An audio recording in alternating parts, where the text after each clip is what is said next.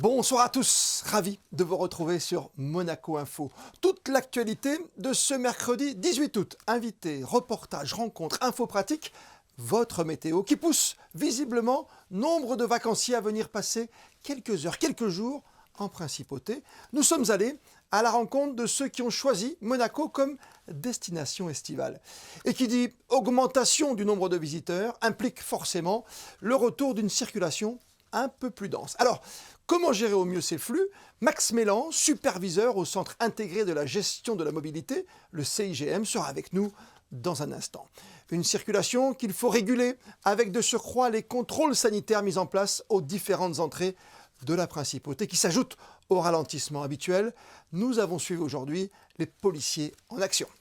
En sport, ce ne sera pas simple pour l'AS Monaco d'accéder aux phases de poule de la prestigieuse Ligue des Champions. Battu 1-0 hier soir à la maison, il leur faudra gagner mardi prochain à Kharkiv leur match de barrage retour face au Dynamo Kiev pour rêver encore à ce qui se fait de mieux dans l'Europe du foot. Le champion du monde, Djibril Sidibé, reviendra sur cette rencontre et ce grand défi à venir. Basket et une pointure en plus pour la Roca Team avec l'arrivée de l'ancien joueur de NBA, le pivot international lituanien Donatas Motiejūnas. Et puis un succès à Berlin, un titre de vice-champion du monde à l'occasion de la toute dernière manche de Formula E de l'année. L'écurie Rocket Venturi Racing a terminé de la plus belle des façons sa saison. Son directeur adjoint, Jérôme D'Ambrosio, reviendra sur cette double performance d'exception.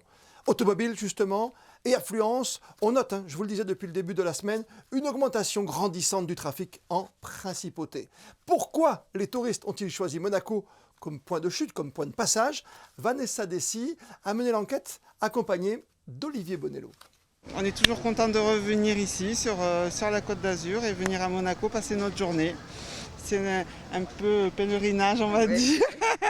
Il y a vraiment des très jolies voitures. Je suis architecte et il y a plein de choses intéressantes à voir sur la construction, l'ingénierie et tous ces éléments. Il fait beau, c'est propre et il y a plein de voitures.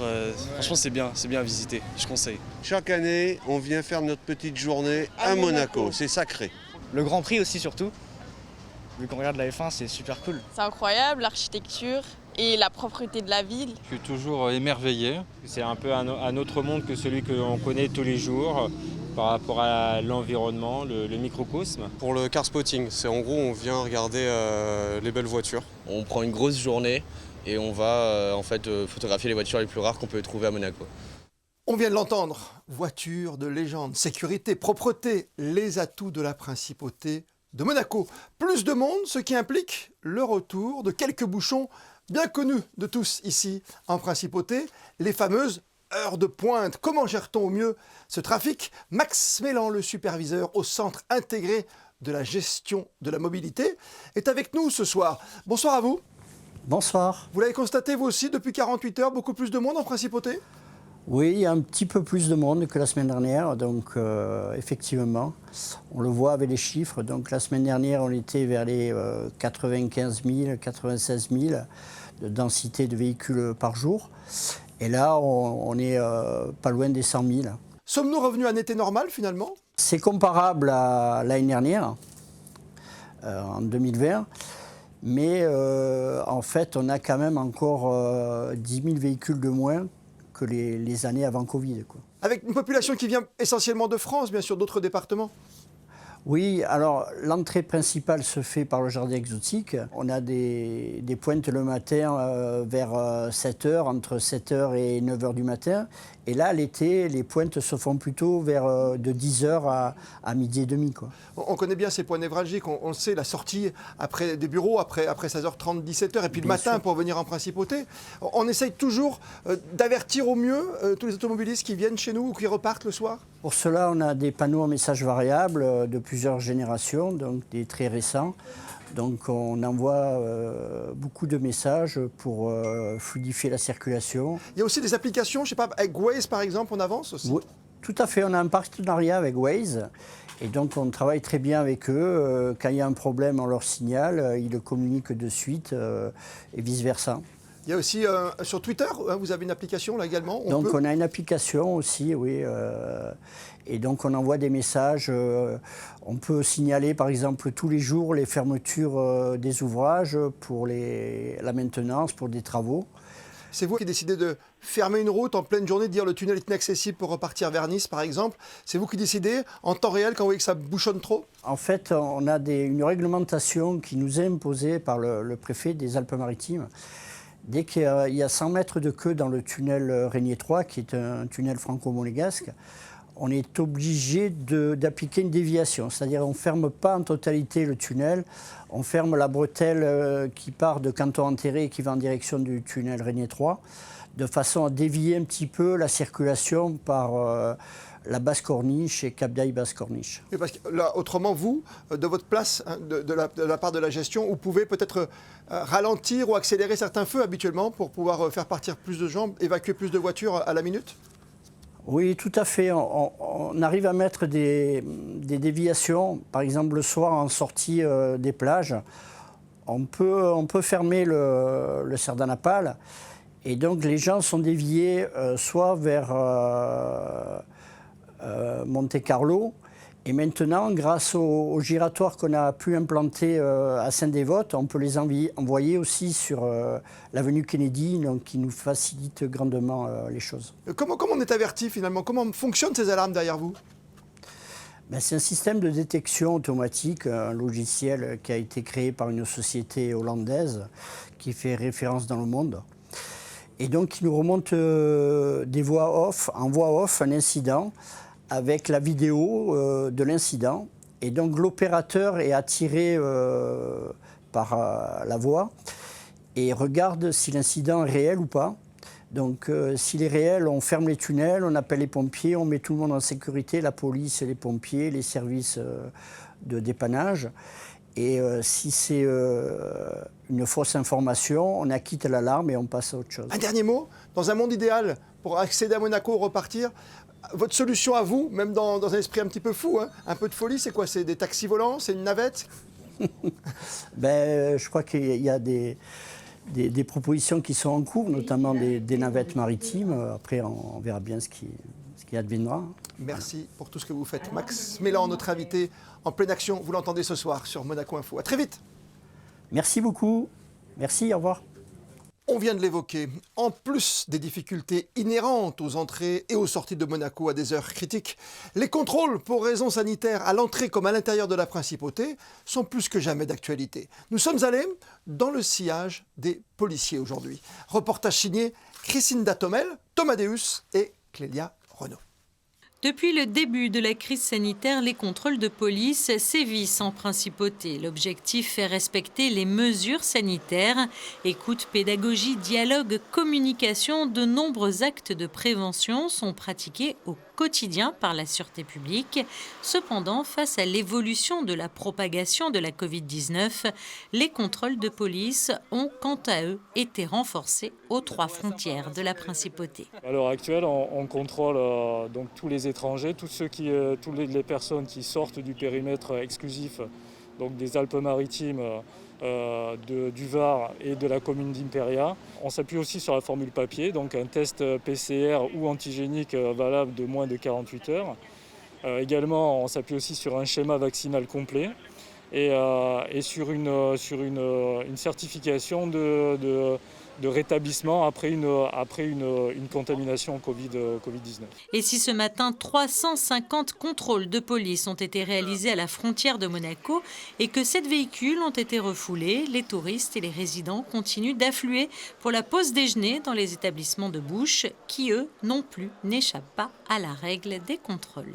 Là encore, les restaurateurs ont l'obligation de contrôler que les gens qui pénètrent dans les restaurants et les établissements de bouche et également un pass sanitaire. Alors une petite exception jusqu'au 23 août en ce qui concerne les résidents, les monégasques et les salariés de la principauté, les étudiants, qui eux pour l'instant ont encore accès sans justificatif particulier aux établissements de bouche. Tous les jours, de nombreuses vérifications ont donc aussi lieu aux abords des restaurants, des discothèques et des cafés, afin que l'obligation de présenter un pass sanitaire soit bien respectée par tous. Les agents de police ont d'ailleurs été équipés pour l'occasion de smartphones afin de pouvoir vérifier la bonne validité des QR codes. Et toujours en matière sanitaire, avec vous, Alexandra Pani, on va débuter votre premier point info du soir par une bonne nouvelle ce mercredi. Le taux d'incidence de la Covid-19 est en baisse. Bonsoir à vous, Alexandra. Bonsoir Christophe. Effectivement, chaque semaine, les chiffres relatifs au dépistage de la Covid-19 en principauté sont communiqués et le taux d'incidence est ainsi passé à 190,35 au lieu de 247,72 la semaine précédente. Entre le 9 et le 15 août, 6084 PCR et antigéniques ont été pratiqués et on dénombre un taux de positivité de 3,11%. Des tests PCR qui sont devenus pour certains payants. Exactement Christophe, depuis le 15 août, les tests PCR réalisés dans les laboratoires et sans prescription médicale ne sont plus remboursés en principauté. Le gouvernement a tout de même fait le choix de conserver un service gratuit pour les résidents uniquement au Centre national de dépistage situé à l'auditorium Régnier 3. Dans ce cas-là, les ordonnances ne sont pas nécessaires. Pour les salariés de la principauté qui ne présentent pas de symptômes, ils devront, eux, se présenter munis d'une prescription médicale pour réaliser le test gratuitement. Henri Doria s'est éteint le 29 juillet dernier. La mairie de Monaco a tenu à lui rendre un hommage. Il a siégé pendant 28 ans sans interruption au sein du conseil communal, élu pour la première fois en 1991. Henri Doria a été très attaché au patrimoine et aux traditions monégasques. Apprécié et respecté par tous, son décès a marqué non seulement les élus et le personnel communal, mais aussi plus largement la communauté monégasque. Un hommage lui a été naturellement rendu à l'occasion de cette séance extraordinaire. A tout à l'heure, Alexandra, pour une grande page sport. Et avant de revenir sur la superbe fin de saison de l'écurie Venturi Racing en Formula I, on le sait bien, les baignades favorisent l'activité sportive et sont par conséquent bénéfiques pour notre santé. Néanmoins, elles doivent être réalisées dans de bonnes conditions pour éviter certains risques, comme les infections liées à une eau de mauvaise qualité. C'est pourquoi à Monaco, les plaisirs du grand bain sont sous contrôle, comme vous allez le constater dans ce reportage signé Christinda Tomel. Connaître la qualité de l'eau de baignade en eau de mer est un moyen pour prévenir tout risque pour la santé des baigneurs. C'est pourquoi la direction de l'environnement effectue régulièrement des analyses bactériologiques grâce à des prélèvements effectués dans les eaux monégasques sur 6 sites stratégiques de baignade. Alors on a 3 seuils, on a bonne, moyen, mauvaise. C'est arrivé que ça soit en moyen. Exceptionnellement, et une fois la plage a dû être fermée à cause d'une nappe d'hydrocarbures l'année dernière, mais c'est une fois, c'est vraiment exceptionnel. Nous, ce qu'on vérifie, on vérifie le visuel de l'eau. C'est-à-dire qu'il n'y ait pas d'hydrocarbures, qu'il n'y ait pas d'odeur particulière. Et après, les analyses, les prélèvements qu'on fait vont servir à faire de la bactériologie, à vérifier la présence de certaines bactéries, telles que Escherichia coli ou les coliformes, qui pourraient être présents en cas d'un problème de déversement d'eau usée.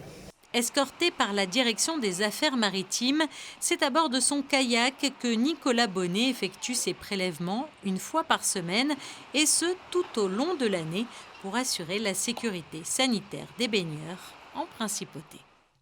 On va revenir sur cet incroyable week-end pour le sport mécanique en principauté avec la Formula I. Un podium, une victoire pour l'écurie Venturi Racing et un titre de vice-champion du monde. Pas mal en un seul week-end. Avec nous, le directeur adjoint de l'écurie Venturi Racing, c'est Jérôme D'Ambrosio qui est avec nous. Bonsoir à vous. Bonsoir. C'est beau quand même en un week-end avec Norman Nato qui gagne et de l'autre côté, Eduardo Mortara qui obtient ce titre de vice-champion du monde à la dernière minute. On peut dire qu'on a fait une deuxième partie de saison assez incroyable et effectivement aller chercher ce titre de vice-champion du monde avec Eduardo Mortara et vraiment pas de chance finalement parce qu'on jouait pour la gagne jusqu'à la fin. Il a eu un accident au départ qui est vraiment pas de sa faute, sinon je pense qu'on aurait pu faire quelque chose peut-être encore de mieux, mais ce titre de vice-champion du monde il est vraiment bienvenu et puis finir en beauté avec cette victoire de Norman Nato Pour la dernière course de la saison, c'est vraiment exceptionnel. 2 fois, on a réussi cette année-ci à faire retentir l'hymne national monégasque sur les podiums et on en est très fiers. Et on n'oublie pas, hein, il y a l'hymne pour le vainqueur, qui était français en l'occurrence, et puis l'hymne pour l'écurie. Ça, c'est important. C'est la plus belle saison de Venturi? Oui, je pense que de loin, on fait 2 victoires, 5 podiums, titre de vice-champion du monde. On finit vraiment en force en plus, donc on est vraiment très contents. Et on a hâte de déjà se tourner vers la saison prochaine pour faire encore mieux. Ça n'a pas été une saison facile, c'est une saison un peu tronquée, on le sait. Dans cette crise sanitaire, c'est pas simple de disputer un championnat normalement. Hein. Non, alors c'est effectivement pas facile, mais les organisateurs, tous les organisateurs locaux, la Formule E, ils ont tous fait un travail assez exceptionnel pour nous permettre de finalement réaliser une saison complète de 15 Grands Prix. Et donc voilà, c'était plutôt finalement une saison très réussie par rapport à tout ça. Jérôme, ce qui est bien avec vous, c'est que vous avez tout connu de la Formule 1, des débuts jusqu'à aujourd'hui. Qu'est-ce qui fait la différence pour une écurie comme celle de Monaco, comme Venturi Racing aujourd'hui? C'est quoi? Les pilotes, le châssis, une ambiance, une équipe? C'est vraiment l'équipe. Je pense que c'est un sport. Alors forcément, on voit une voiture rouler et il y a un pilote dans la voiture et c'est la personne qu'on reconnaît le plus. Mais derrière tout ça, il y a un travail d'équipe. Il n'y a rien qui peut se passer sans les mécaniciens, sans les ingénieurs, sans les personnes de la communication, du commercial, les pilotes forcément.